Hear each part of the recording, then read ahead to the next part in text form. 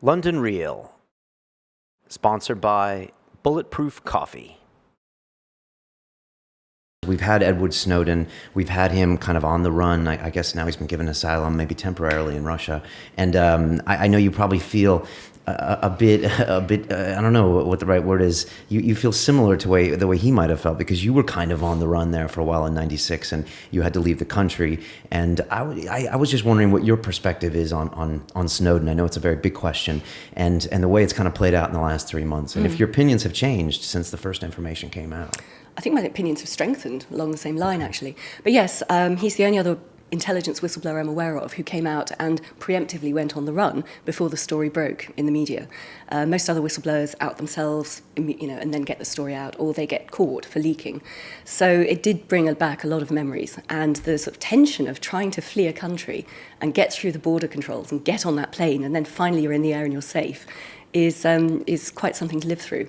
Is this from you flying London to Paris when you made that first jump? We were flying London to Amsterdam, actually. It was about the last flight out of the UK on a bank holiday weekend that we could find. Okay. So we were lucky to get out when we did.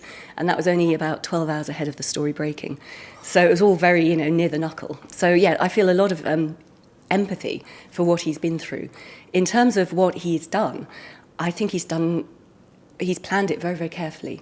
He's been very strategic about how he's released the information, chosen the information, released it, and then argued about why he's doing it. And he's been very clear about that. He would die for his country. He wants to try and improve the way his country operates within its own boundaries and protect its citizens. But he also wants the global population to know how they are being abused as well by this global surveillance infrastructure.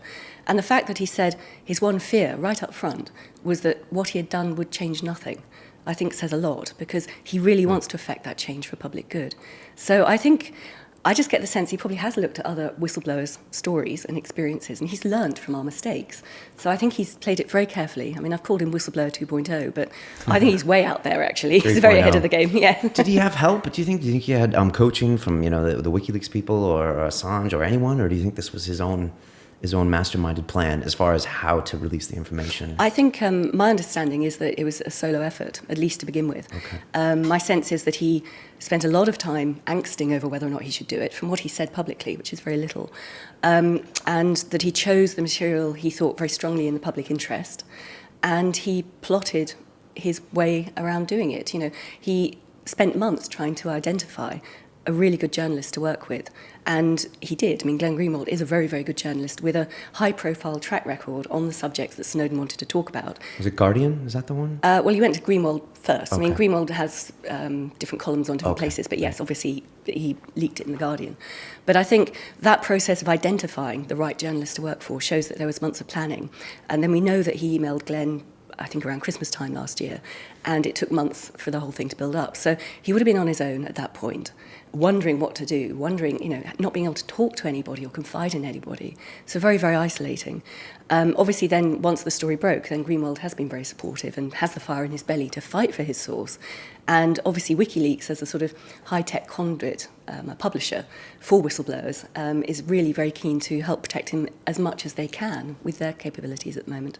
So I think those first few months must have been terrifying, to be on his own, knowing that if he's caught, if anything slips out, he could face the rest of his life in prison with none of the information out there.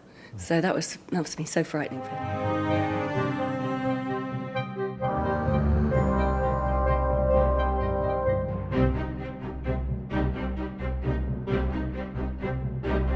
This week on London Real, Bruce Perry of the BBC series Tribe. I don't fancy my odds, really. I'm just going to visit these extraordinary people who really see the world in a different way and really trying to engage with them in a way that I've never done before. We see everything as disconnected, whereas a lot of the rest of the world sees us as intrinsically connected, not only physically but also through our mental states. I'm riddled with my own problems, my own insecurities, my own traumas, my own ego that's getting in the way, so I'm going through my own healing as I go. Understand the lesson that it's trying to teach me. On Sunday, London Real presents Bruce Perry, Quest. When you try it, something really special happens, and magic comes back.